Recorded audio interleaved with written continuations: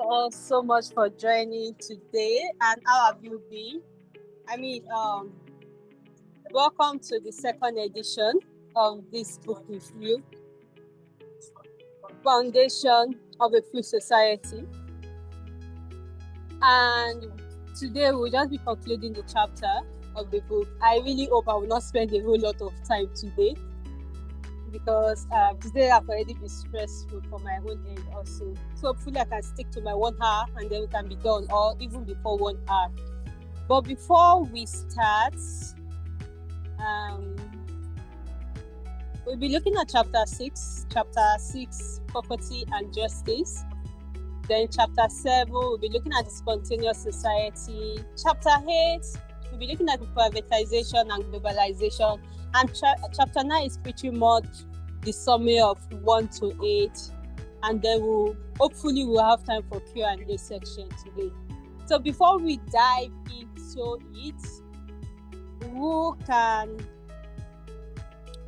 can tell me just a brief summary of what last book revision was about? Just a quick summary, please. As I said, let's stick to time today so that we can all leave early. Just give me a brief summary of what we discussed last time from chapter 1 to chapter 5. And if it's just one chapter you want to focus on, you can. So let me see your hand. If you are interested in speaking, please just raise up your hand so I will see you.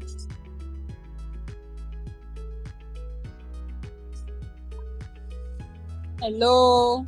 I'm sure everybody that was on this call was on the last call.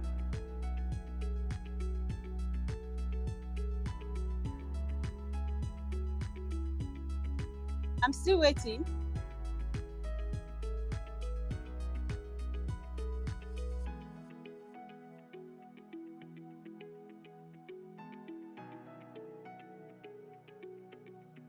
Nobody can give us a recap of what we discussed last week.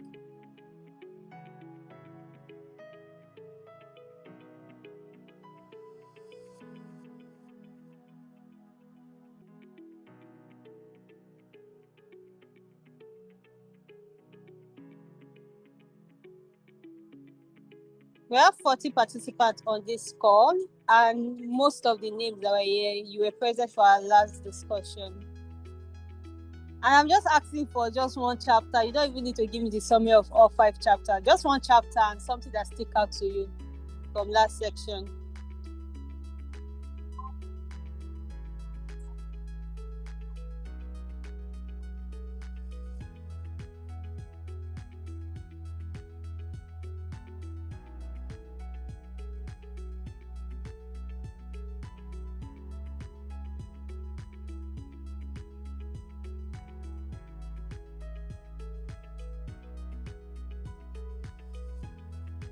Thank you so much, Liberty Center. I didn't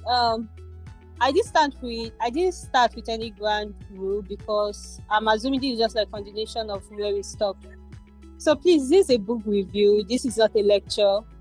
I am literally just guiding the conversation for the review of the book. And we're completing the chapters today. And this is just a recap section. I want to know if any of you can still recollect what we discussed last time.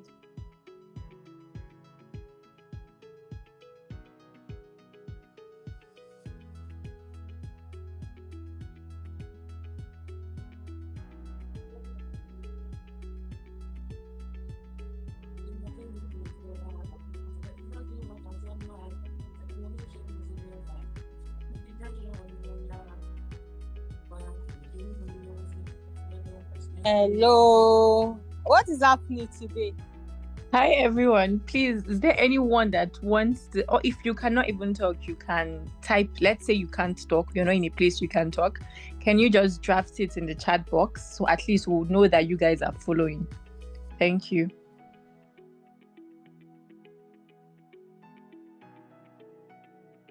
Last week we discussed chapter 1, which was the introduction. Then we went to chapter 2, the moral and economic benefits of freedom.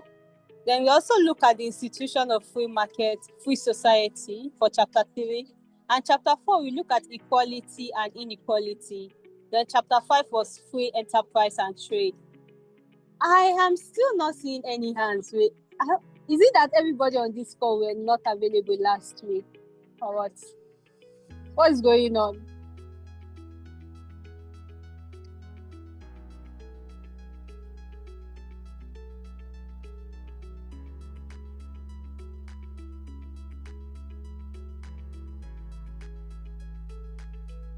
Liberalism Center, what is going on? Okay, I am going to move straight. As I said, today has been a long day, so we'll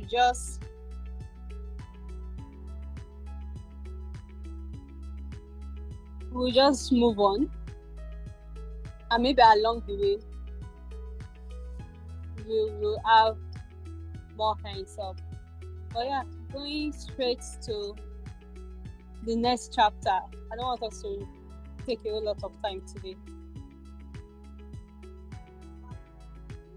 But can you hear me? I hope I'm audible enough. Yes, you are. Okay, yes. So for chapter 6, this is a continuation of our conversation for the foundation of a free society by the author. We will be looking at chapter 6, chapter 7, chapter 8, and chapter 9, which is the summary of the book. Chapter 8 is all about property and justice. And for property and justice, for us to have a free society, it is important for us to have property rights because they are very essential for our freedom, dignity, and economic progress. Research has shown, and you and I is going to agree, the fact that when you are sure that this is your property, you tend to maintain it in a way different. In fact, there are sometimes that when you rent a house and maybe you are doing something in the house, people around will be like, is it because it's not your property?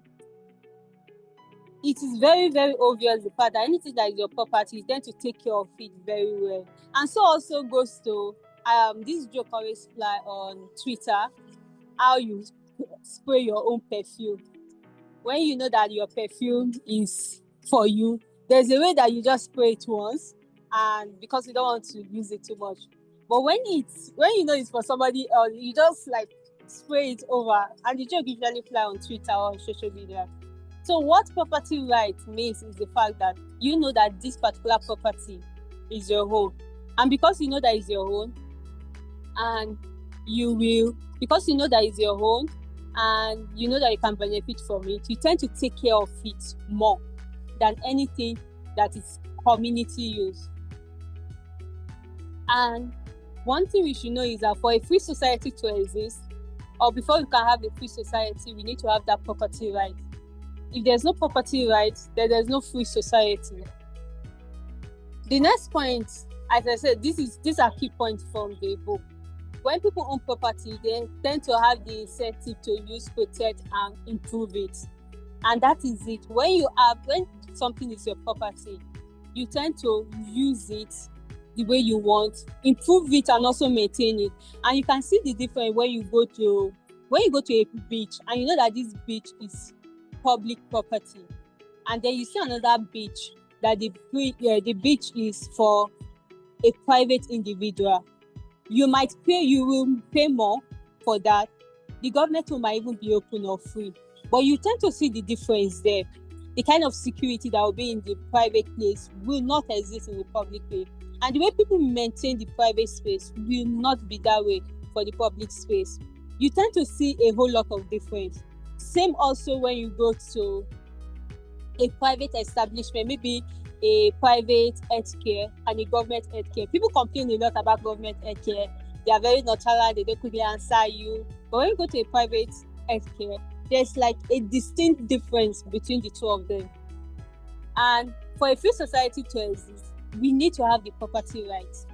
Justice, the next one is justice in a free society means protecting individual and their property from coercion or theft. There's a particular page in the book that clearly stated that justice is not law, neither is it morality. I've forgotten the third point, but there are three things that justice is not, unfortunately. there are some laws that are very unjust, depending on where you look at it from, or because laws can be made not for the protection of the individual, but more because the government just want to put it in place to protect themselves. And so also goes to morality. Morality cannot be justice. The fact that your religion permits something and my own religion does not permit it, and then I am trying to intrude into your own rights, that is morality. That is me saying that, oh, let's say for instance, my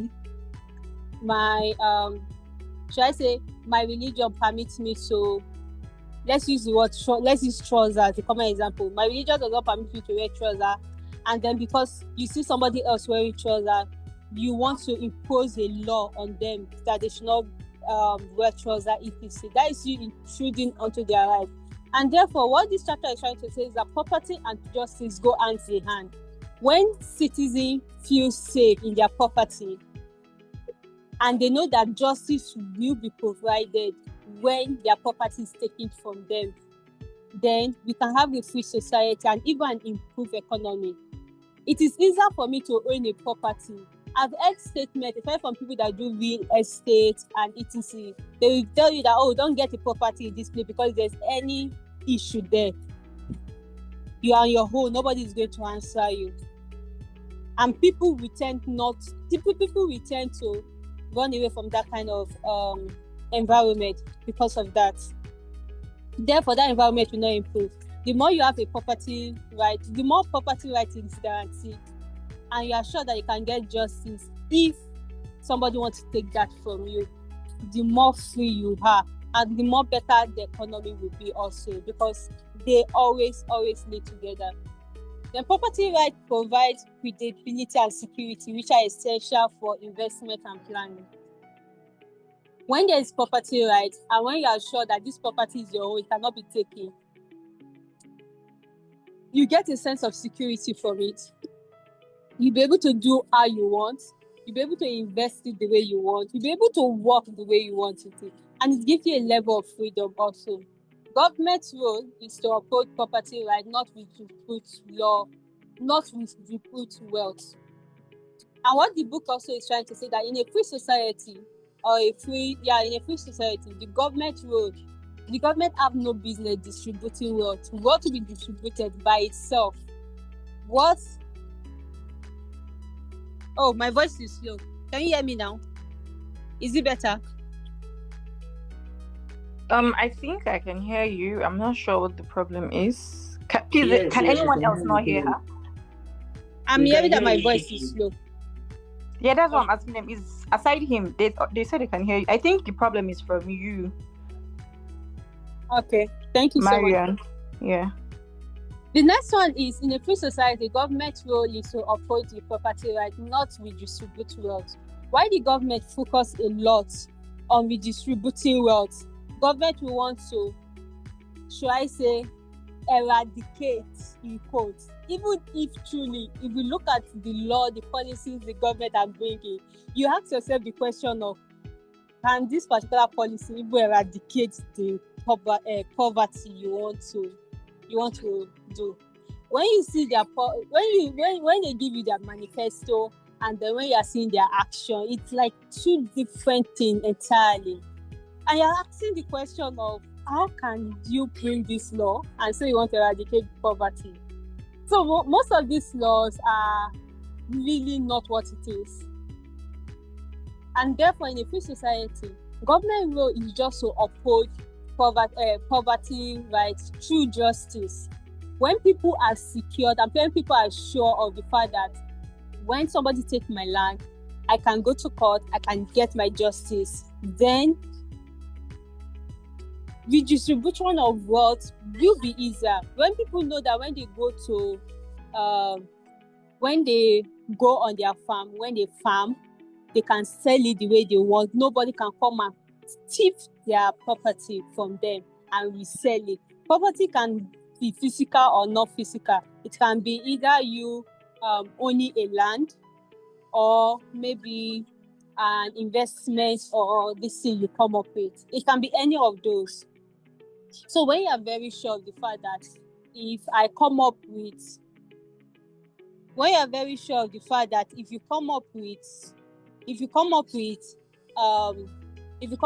an invention, an innovation, your rights will be protected there. If you come up with anything, then you will be more even eager to be innovative about it. And that is what the government needs to look at. How to protect the rights of entrepreneurs, how to protect property rights, the right of farmers, how to protect them, how to make them secured in their environment, how to make an environment secure so that they can go to their farm and research. They have no business putting their hands inside the market. Most times, the reason why things are very expensive in the market is not even from the farmers themselves. There's a whole lot of factors. Insecurity, there's lesser goods, and when there's lesser goods of something, it means that the prices will be definitely very high. So these are the things that the government needs to focus on. When you focus and solve all of this, then it's easier for us to have a freer society. And also, when people are very secure with their property right and know that they can get justice, it's not the fact that today, let me say, maybe Tinubu's son, somebody is dragging a land with him, you go to court, he got justice. The same issue that led to him going to court and he got issued. I have it also, I go to court. But now it's me against a rich person. The rich person is the one that is winning over me. And we're having the same issue. That is no more justice again. So that is what the chapter 6 is saying. And this will be our discussion. Do you think that justice can truly exist in a society where people's property can be seized by the state? I just need 2 people maximum that want to contribute to this particular discussion. Please, quickly, before we go to chapter 7.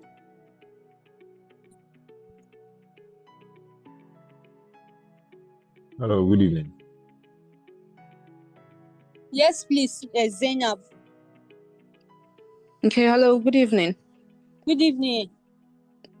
For me, the answer will be no. I don't think justice can exist when people's property can be seized by the government, because when that happens, where do you go to? Who do you report to? If you go to the court, it's still the government you are going to meet there. The one can hardly ever win against the state. So in this situation, justice cannot exist. Thank you so much. Thank you so much, Zainab. And that is any other comments before we move? I think Fortune was talking. Fortune, do you have anything to say? Yes, just like Zainab also said, I don't think justice can ever happen or be, taken into individual cognizance if people's properties are trampled upon or the rights to their properties are trampled upon. Even from the days of the Bible, you see that it's a big deal. Property anywhere in the world is a big deal. A lot of people use it as a launchboard to become billionaires and all of that. People see a lot of significance and it's passed from one generation to the next. A lot of lives change gear as a result of ownership of this property. So the moment people see that it's slipping out of their fingers, you know what that can cause. It could become genocidal. It could result to an internecine. It could, result to community pogroms and all of that. So I think property is so big, it's so huge that people will do anything, to keep hold of whatever belongs to them. Thank you so much.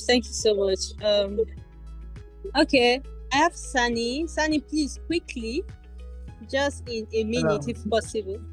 Yes, good afternoon. They have said it all. It's just that I just want to cite a very good example of what's happening currently in South Africa. It is going beyond the country to international sanctions from the US because of the land issues with the government. So if there is no freedom of ownership or there is conflict in land between the citizens and the government, so definitely there will not be peace and there is no justice. Thank you so much, Sunny. And this is where the government needs to start looking. When people are getting scared of owning property, they'll be less motivated to actually invest in that country. They'll be less motivated to be innovative, to bring about ideas that can contribute to the economy. So on the longer run, it will affect the government more. Because, most times the government gets their money from the people through taxes. So when the people now are not making enough, how will they get their money? They will have a deficit in the budget. And so, thank you all so much for your contribution. Next will be the chapter 7. Chapter 7 is talking about spontaneous society. That a free society is not a centralized planned society. It always emerges from countless volunteering and decentralized actions. A free society is not planned. A free society emerges from various countless voluntary actions. In a free society, if I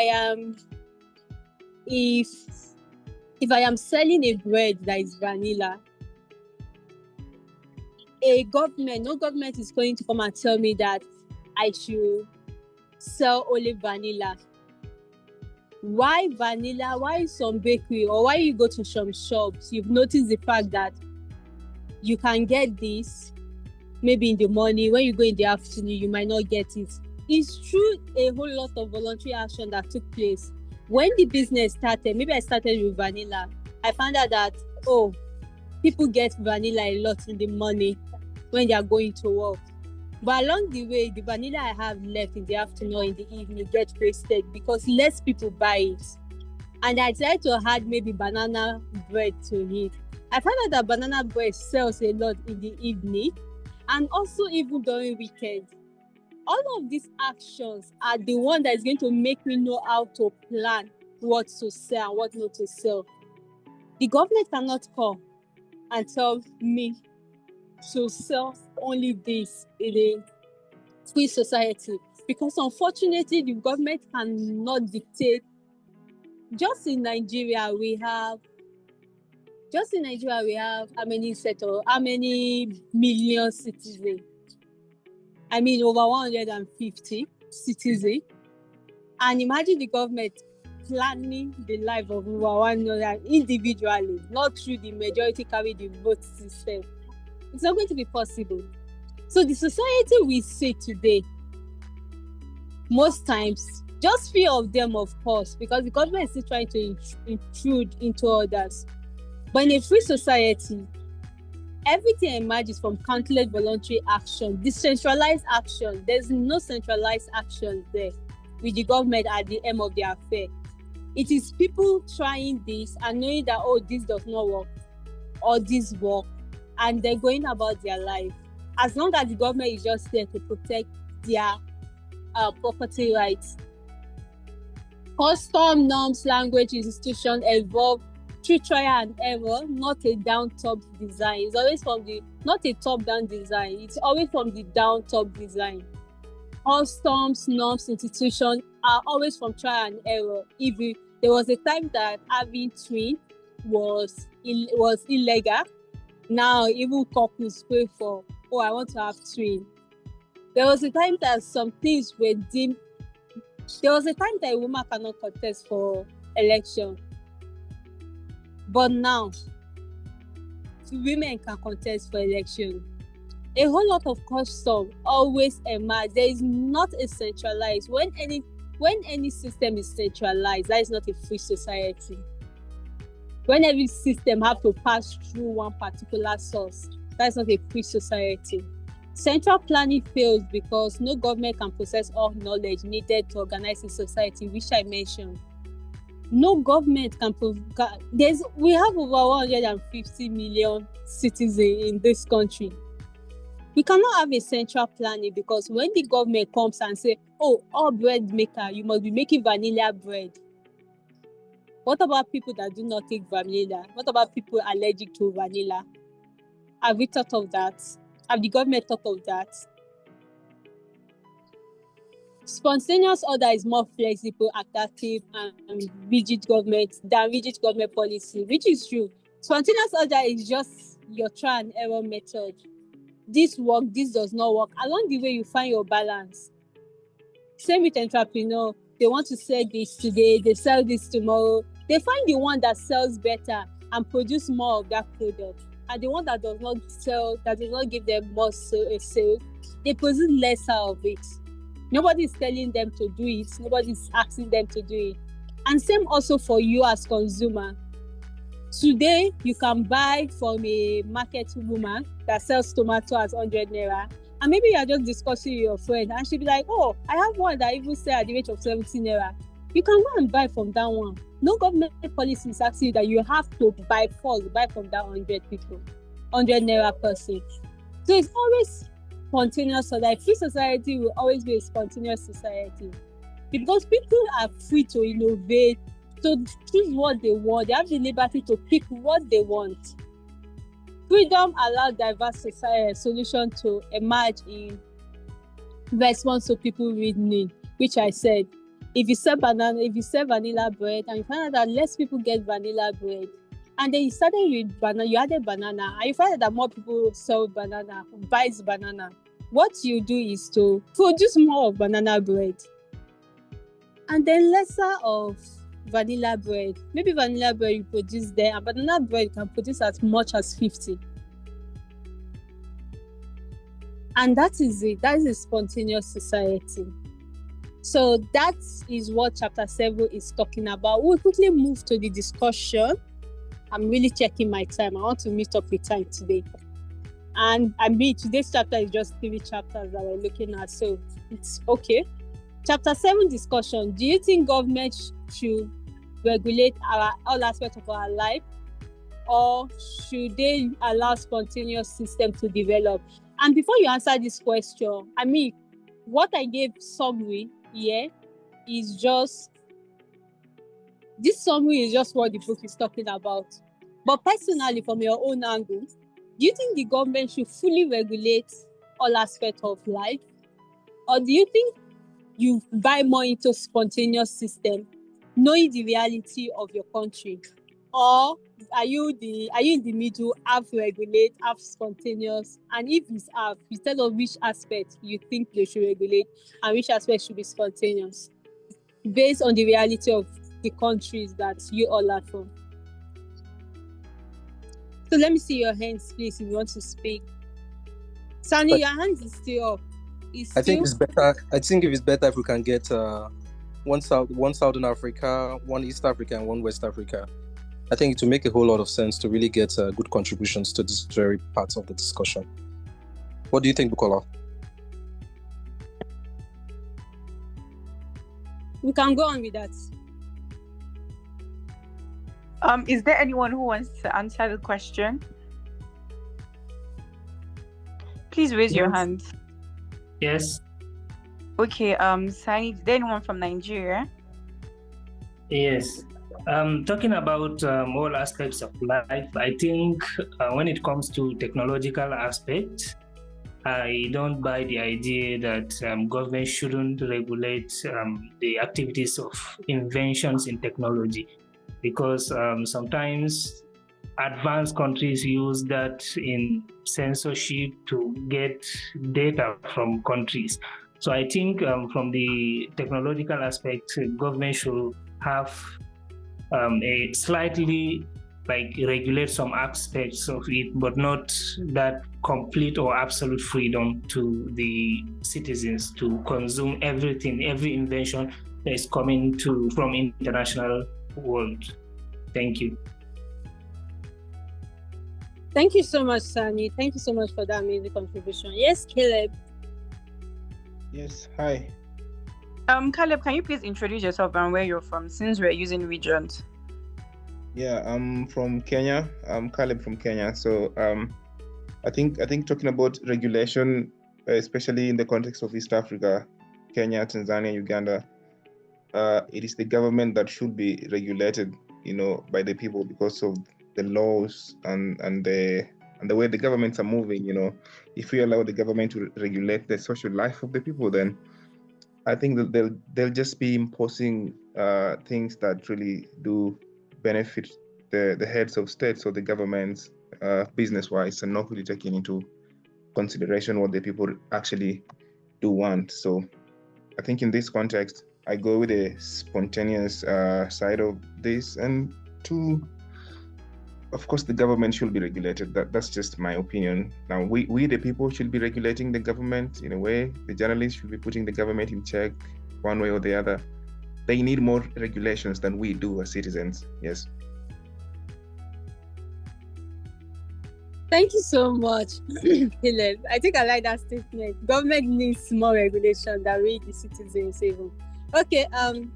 Which region is left? Rukayat. We need one more from Zambia. Do you have anybody there before we move on? Is there anyone who wants to talk, please? I don't think anyone wants to talk, so I think we should just move on. Okay, thank you so much. Thank you so much. I mean, one thing we should all look at, I like being very realistic with our African situation. And that's why I always bring it to the context, especially our discussion. I want you to look at our Africans' current reality and ask yourself, is this a government that you think should regulate any aspect of your life? Even though they regulate it because you think they should be protecting it, because for you, that is their function. Is that a government? Do you think your government is not going to sell your own details out to their friends that needs it? If you ask them to regulate this aspect because it's a private matter for you, do you think the government itself is not going to regulate, is not going to intrude into it? I mean, here in Nigeria, you literally enter a car and, while I was going for my last week, I had a training that my organization was doing in Jos. And while we were going on that trip, along the way, we were stopped by this drug enforcement, not the NDLEA, but another of their sector. And they stopped and said that they want to search just randomly. I mean, there were cars going before us, but I think I understand why they stop us. Not like I approve, but I think I can get a glimpse of why they stopped us. I was the only female or the only woman in that car, and one of the guys that were inside was on dredge, and the other one that was beside was like, should I say, like a Fulani kind of person. So while others were passing, it was us they have to search and ask us to come down.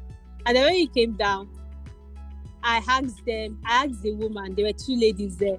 I asked the first one I wanted to search. I said, why are you searching me? She said, they are from this XYZ agency. And I was like, just a random search. You are just stopping us and just searching us, just like that. She now said, yes, that's how they just do and this thing. And I just look at her like, their car's passing. You didn't even search them. You're just searching me. And then when she wanted to search, of course, my bag, I told her that I will remove my things myself. She should not put her hands in my bag. I don't know what you guys are doing, but I do not trust the government like that or their agencies that a total stranger will be putting hands inside my bag. I know that I did not put anything anything that is a criminal, or I say criminal, anything that will incriminate me or so like that in my bag. And I do not want anybody to put it there. So I thought that I'm going to remove my stuff myself. The other lady was like, madam, just let her search you. I said, no. I mean, you can search me with your hand, the normal hand body search. But my bag, I'm going to remove my stuff myself and show you. Just be looking. Don't touch anything. And she said, okay. And this is the government we have. The government does not even respect our rights like that. They will not tell us that the reason why they were searching was because of, even before we left the garage, the driver already told us that because of the guy wearing dread, and the second guy beside us that is like a trader, a Fulani Hausa kind of person, trader, that they might likely stop us. He already told us before he left the car that they will likely stop us. And they did. And I knew it was because of the two of them, because they actually focused on the two of them more than they focused on many of us in the car. So this is like the kind of government we have. Is this a government I want to regulate my life? A government that stereotypes me even before they know what I do? But I mean, this is a discussion that we should ponder on. When we say policy of government trying to regulate anything, we should ask ourselves the questions of, is the government regulating this thing for my own protection, really? Or are they trying in a way to regulate it so that nobody can go into it for their friends and family? Is it more of me or is it more of them and what they will benefit? Because deep into all of these policies and law from the government, we'll notice the fact that most of it is not for our freedom or to allow us enjoy the benefits of our property, of our rights and our freedom, but more for their friends and people around them. Yeah, let's go to the next one. This will be the last one before we go to the summary. Privatization and globalization. This is the 8th chapter of the book. The privatization is literally saying transfer of control of service. Transfer of control of service from government to private hands, increasing efficiency and accountability. We've seen a whole lot of issues around privatization, and I know that there's always division of class or division of ideas and opinion when it comes to privatization. People like, no, they should not privatize this. What about people that might not be? When they privatize something, there's high chance always that it will be more expensive, no doubt. And people like, we don't need to privatize. What about the poor? Most times they say, what about the poor? And another set of people want privatization because you get better efficiency. I mean, now we have general hospital, we have private hospital. Most of us goes to private hospital. I mean, we have the government hospital. But when you want to go to government hospital, the first thing you start thinking of, I have to wake up very early, go and queue. How am I even sure they'll be able to have the specialists today again? But when you go to a private hospital, you just bank on the fact that you get a good service. That does not mean that private hospital still does not give you bad service. But I mean, a whole lot of people prefer going to a privatized place than a public space. And even if you want to go to parks, you notice that when you go to a private park, just a random park, it's cleaner. There's a nice air coming from me. When I mean nice air, not like the public one that you'll be smelling, should I say, you'll be smelling waste and everywhere is just litter and dirty. So, and there's a set of people that don't want privatization because most times when government privatize something, they sell it to their friends and family or even to themselves. It's really funny the kind of African continent we are living in. You will not even know. Maybe it's even weeks, years later or months later, you will know that this thing that the government privatized, the government sold it back to himself. Then private ownership leads to better management, innovation, and responsiveness to consumers. Beyond the fact that government monopolize some things, sell it to their want to make it private and sell it to a private hand, sell it to their friends, etc. Beyond that, private ownership leads to actually better management, innovation, and responsiveness to consumer.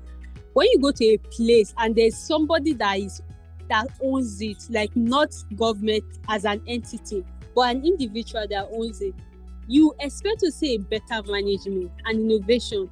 And then the way they respond to your consumer is actually top notch. And that's what that was why in chapter 6, when we're talking about property and justice, I talked about public and private beach.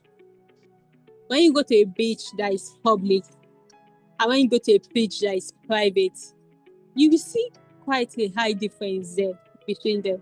you see better management, you see innovation, and you know that, oh, this beach is actually private. And when you go to a public beach, you also notice things that will make you know that this beach, when something is public, everybody assumes that it is not my responsibility, it is the government's responsibility, and the government cannot come and take care of it.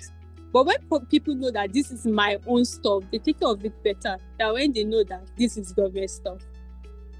Globalization spread ideas, innovation, and opportunity across the border. When things are globalized, privatized, it brings about innovative ideas, technology to make that thing better, and also opportunity across the border. Free trade and open market help lift nation out of poverty and improve standard of living. Also under privatization and globalization is where we have the free trade and open market. I think we talked about free trade in chapter 5, so I'm not going to dwell a lot on it. Free trade, as we know, is you being able to trade without restriction by the government, bureaucracy, tax that will make it hard for you to trade between Nigeria, Zimbabwe, Nigeria, Zambia, Nigeria, South Africa, etc. Then we have crisis of globalization who overlook its role in critics of globalization and even privatization often overlook their role in promoting peace, cultural exchange, and shared prosperity. When there's globalization and privatization, like real privatization, it will promote peace and cultural exchange. Globalization is literally between a country and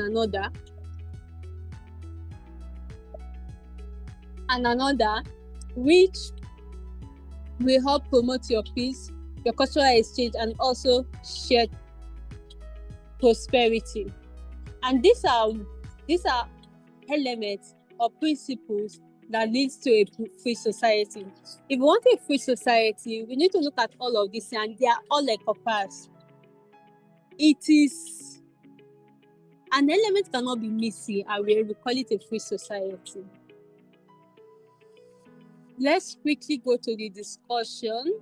I really hope we have time for question and answer before we come to a end. We just have 10 minutes. So discussion. Personally, with our reality in our continent again, do you think essential service like electricity or healthcare ever be privatized? Should essential service be privatized? If yes, why? If not, why? Also, I think for Nigeria, our electricity is privatized already. Also, ask yourself the question of, if you want to answer, maybe you're in Nigeria, can you compare when electricity was under the government and now that it's under a private sector? I think, what is even their name now? I know they went from NEPA to N something, and I think they're in their third or fourth name right now. Do you think, if you perhaps maybe can remember then when electricity was privatized and now, do you think there have been some level of change between then and now in how stable electricity is? Or you can just give your comment. I'm just saying that for Nigerians especially. I don't know if there's another country here that maybe the electricity have been privatized. If yes, you can also answer. Do you think there have been changes from then and now? Or you can just give us a general feedback on should they be privatized or not? Let me see your hands up if you are. Okay, Zainab. Hello, once again, good evening. I don't think they should be, because for what has been privatized, we cannot say, yes, we have seen change, but that change is from bad to worse. I can remember electricity used to be stable when it was in the hands of government, but now that it is in the hands of discos, they virtually decide everything. They can decide to increase the bill at any time they want, and the government hardly does anything. The same with healthcare. When we have more government hospitals active, we can say healthcare was better in Nigeria, but now with the proliferation of private hospitals services in the government hospitals are becoming worse because you see a doctor working for the government, but maybe he has his own hospital or is running another private hospital. So he concentrates more on that private, which is very expensive and not affordable to the common man. So anything from what we can see in Nigeria, anything that is privatized becomes bad. So I won't recommend privatization of essential services, especially like healthcare and electricity. Government should just live up to their tax and improve things. Thank you so much, Zainab. Thank you so much. Who else wants to speak? Zainab, your hand is still up. Who else wants to speak?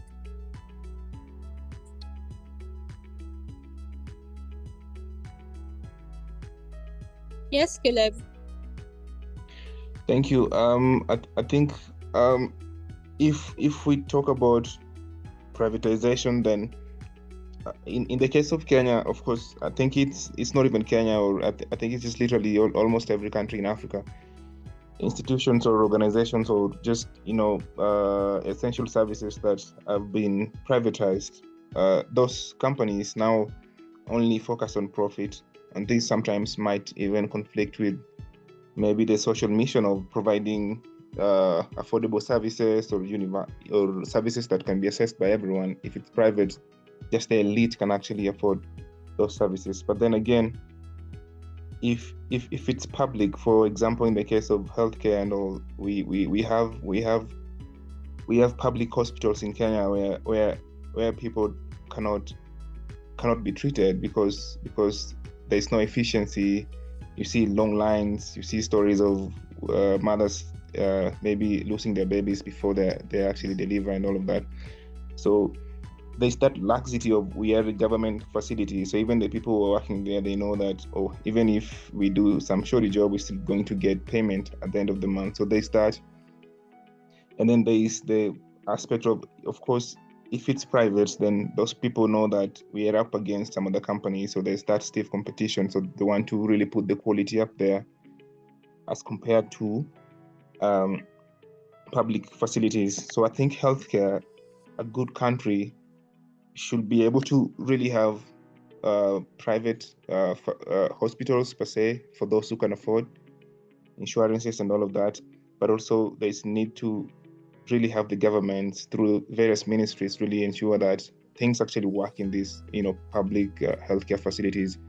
For electricity, it's really difficult in Kenya, for example, because it's public, yes, but the people with majority of the shares in the Kenya Power and Lighting Company are the people in the government. Like the same people running the government bought shares, and they increased the prices of tokens and all of that. So even though it's public, it doesn't look public as such. It still feels private because people have a lot of interest in it, people in government. So I think it's just striking a balance and just being open about it. And to reduce the monopoly that we only have electricity from one source, that's the government. Nobody else can actually provide this, to ensure that we have better cost and we don't have blackout sometimes. And also, that's all I can say. Thank you so much, Caleb. Thank you so much for your contribution, everyone. For this particular discussion, it's important to look at the fact that I remember a doctor when I was having like a podcast discussion with him, and he said that to have a good health care, that is extremely expensive, and that we just need to be real with ourselves. If you want a very good health care, that you will have to pay for it because it's very expensive, and unfortunately the government cannot get us this. I just personally feel that just like the way they make it in other countries, they can make insurance, should I say, compulsory for people to have, especially when you are working. There are some people where you are working, you don't have insurance, that can afford and relieve you of some stress from this particular for this particular service that are more expensive. I'm sorry for bad noise you might be hearing. I'm currently not at home, as you can see from my video. I'm coming from an event, and if I will be going back home, I might not be able to meet by 7, by 4. I might still be on transit. That was why I just decided to branch and stay and have this call. So for essential services, if we had a good government that perhaps cares about the people, I mean, all your comments points to the fact that government should. But over the years, from what you said, from Kenya to Nigeria, when government were in charge, what were they doing? If government give us a very good electricity, I think for me, I personally feel as if electricity is better right now compared to before. I think to an extent, electricity is better right now compared to before, when it was actually under government. Personally, I mean, that's just my... And this electricity issue differs based on states. I understand that there are some states that might get more electricity than others. Something like people that live in Niger, Kenji Dam, they get more electricity compared to other states, no doubt, because they are very close to the source. But if we get privatization, there will be increased efficiency. That is one thing that privatization might bring. This is because the person that you are selling it to wants to make their own money also. And when they want to make the money, they will work on it. They will put essential... If I have an hospital and I want to make money from the hospital, I'm not going to do it like the government hospitals. I'm going to make it so innovative, where you can get literally all tests, all surgery done. It's an intentional act from my hand, just to make it very good and other will come. But what the government should look at is how to make other people, I don't want to use the word support and subsidize though, but how to make it efficient that other people can also buy into the healthcare. Maybe relaxing some taxes, and maybe on this hospital's equipment, maybe reducing the taxes there so that the hospital will not even bill them that much when they go there, and they can still access the facility. There are a whole lot of things that government can put in place to ensure that if the private people are not spending that much to get their equipment, their services might be still high, but it won't be high as high. Because the truth is that based on the experience between you and I and in our continent, everything that the government has held has never worked out. Everything the government has held do not work out. I mean, gone were those days where public schools usually used to be one of the best schools. But now, we know what public schools are right now. So whatever the government hold, and we have to look at it as the place of, they are just there for 4 years, and it's not their own private property. So when they leave, whatever decision they put there, another person is coming, maybe changing it, and then it's either going from bad to worse, or from worse to bad, or from bad to good, depending on the government that is coming. So I mean, this is one thing we can always look at. If the government is ever going to privatize all of these essential health cares, what are they going to put in place to ease the burden on the citizens, and not just go straight into privatization? Or if they are not going to privatize it, how sure are we that they are actually going to give us the essential service we need? What is the use of having a government hospital when you cannot even do your basic tests there? You will still have to go to a private hospital, because this is life matter we're looking at. Again, these are just discussions, as we are aware. So for us to think as people interested in freedom, liberty, and good governance, these are just things for us to look at. You might find yourself in that position one day, and you ask yourself what you want to do. So chapter 9, as I said, it's all about summary of Q&A. 3 minutes after 5. I really tried.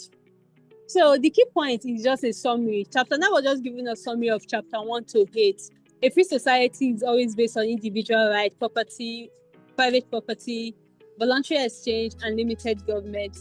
These are the components that make up a free society. They have to be individual right, they have to be property right, they have to be voluntary exchange, and they have to be limited government interference in the society, in the government. People thrive best when they are free to make their choice, take responsibility, and cooperate through market.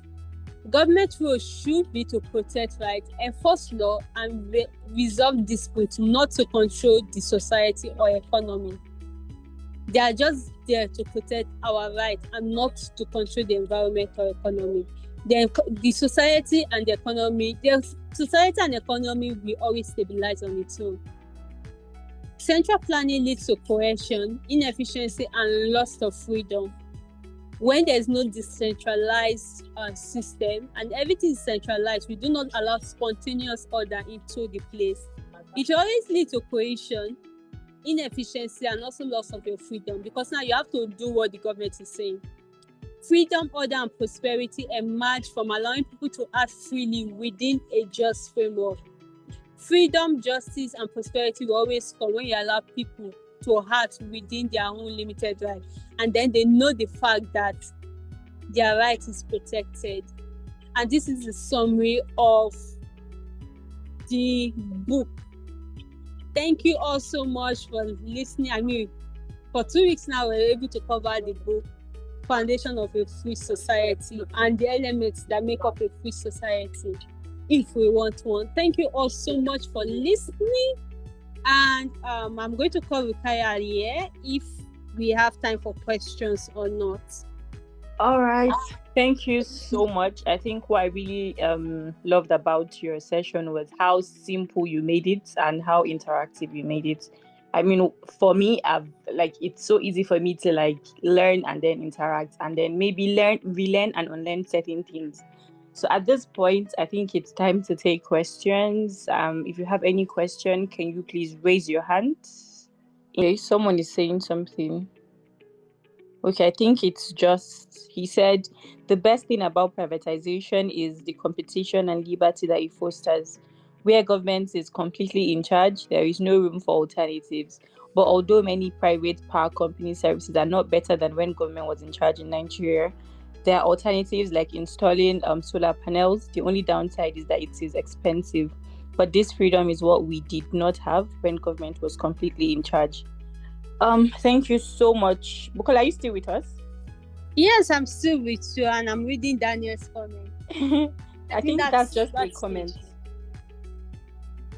I don't know if there's any question. I don't think there's any question for you. Oh, no problem. There's no question for me. Thank you all so much. Yeah, but please, fellows, you guys stay back. You can leave if you. Thank you so much.